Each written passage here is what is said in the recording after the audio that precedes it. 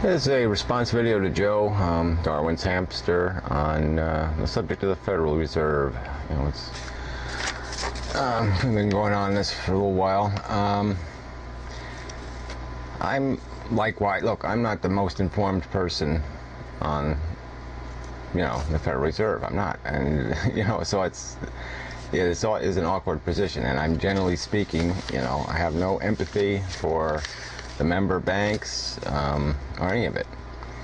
I just think I just don't go for the conspiracy. As soon as somebody starts using way excessive language to attack something, I get suspicious.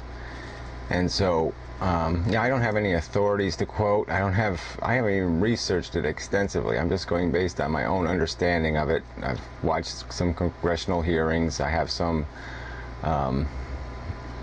education on the subject. I've read some on the subject in the past, but I've done nothing for this discussion to prepare myself to make an argument. And I guess because I've already drawn some conclusions myself. But the one thing we have to separate is just that there's two subjects here, really. I mean, it's being thrown into one subject, but it really is two subjects. The decision to deficit spend is really separate from the Federal Reserve. The Federal Reserve didn't make that decision. Even the decision to pay, to bond our debt is not a Federal Reserve decision. That's a decision our government has made. It's the way they've decided to deal with that problem, and that can be changed tomorrow. I mean, we change the representatives. The representatives say, yes, let's go for the print money idea rather than the borrow money idea. Then it happens. We can change that tomorrow. And so I guess on that subject, so let's just deal with that one separate. So let's just talk for a minute about deficit spending. I'm generally opposed. I don't carry any personal debt myself. In theory, there's people who will argue that you can make a profit doing this borrowing thing. That somehow there's a long-term benefit, that there are certain expenditures that are worth buying on time.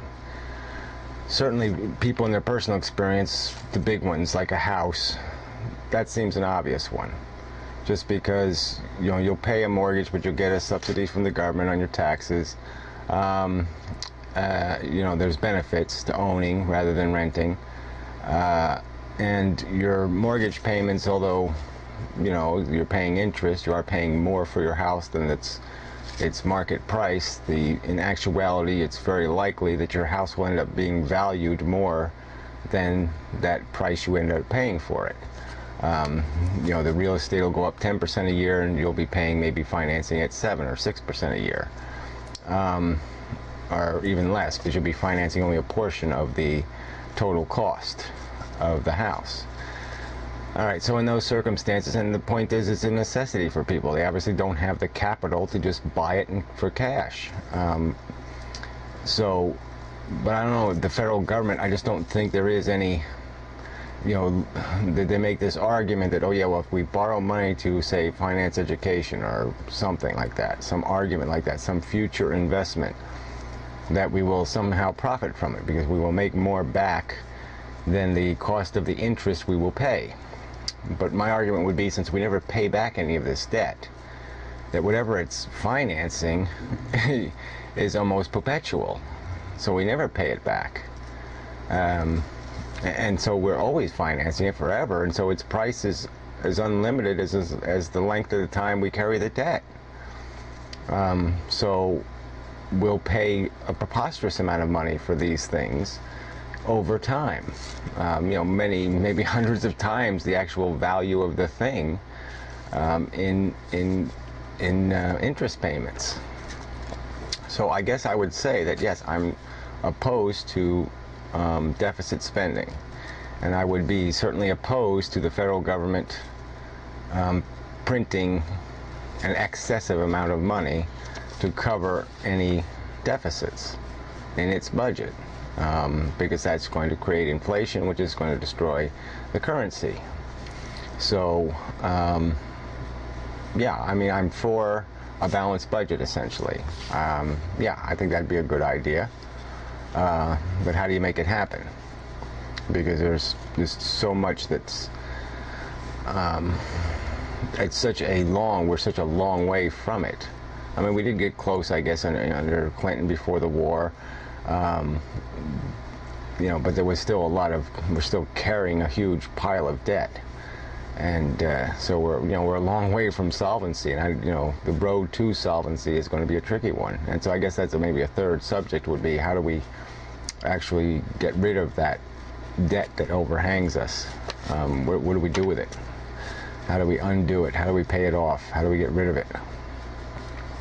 All right, so the second subject was the idea of fractional reserve banking, which is really the business of the Federal Reserve, where essentially it secures loans for banks. So a group of member banks are permitted to lend extra money at a prime rate to secure borrowers. And that rate influences the rates going all the way up to, say, even credit card debt. That it has a compounding effect. So changes in the interest rate that the Federal Reserve controls would affects other interest rates down the line. And so the idea of the government securing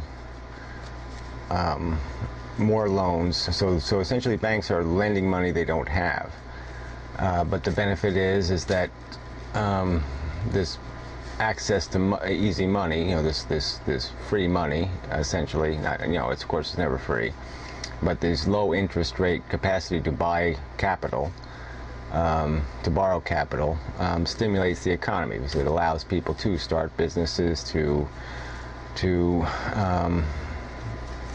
energize, to do something in the economy with this borrowed money. And in theory, I can't say that's offensive. The risk is that, what happens if you have that downturn or something else, and all these unsecured loans end up being something the government has to pay off. And I guess we did have one of those crises where the government essentially had to bail out the banks, billions of dollars, $100 billion or whatever it was. I mean, in the context of the money we're throwing down the toilet in Iraq, it's hard to even have an argument about all these other catastrophes, because this is such a monumental one, in terms of the waste of resources. I mean, think of the houses that could be built with the amount of money we throw away. We just threw it away. I mean, we could put every person making under $25,000 a year, we could have built every one of them a house with the money we threw away. So that's everything has to be seen in the context, and that's where I get irritated at the government, is that we were not taking care of the basic needs, where all these resources, all this money is getting wasted on energy that doesn't produce the basics, the things that make life livable, which is having a piece of property, having a home to live in. This is the infrastructure stuff. This is what makes life really possible. Because you're not going to, I've rented all my life, and you just don't give a damn after a while. Because none of it's yours. It's somebody else's. And you're always vulnerable to that. So that's a big thing. But anyway, that's a whole nother subject. But I'm just saying, we have to look in the context of, it's just hard to even have a discussion, just because, like I said, I mean, how much, when you put it next to this huge waste that exists, and you just say, this is just so bad. How do you deal with these other problems in that context? But I mean, it's a problem. We do have to address the debt, and like I said, I don't know where you come down on this. I just think that the federal government does need to have some control, especially since our currency is essentially international. It has to have some control over that currency. It has to have some ability to maintain its integrity. Because if it doesn't, we're going to be vulnerable to what some other country does. It sells a bunch of gold or does some other thing, and then all of a sudden our currency turns into shit. And so we do have to have some mechanisms to protect that. And I'm not saying the Federal Reserve is the best mechanism, but I don't know if it's the worst either.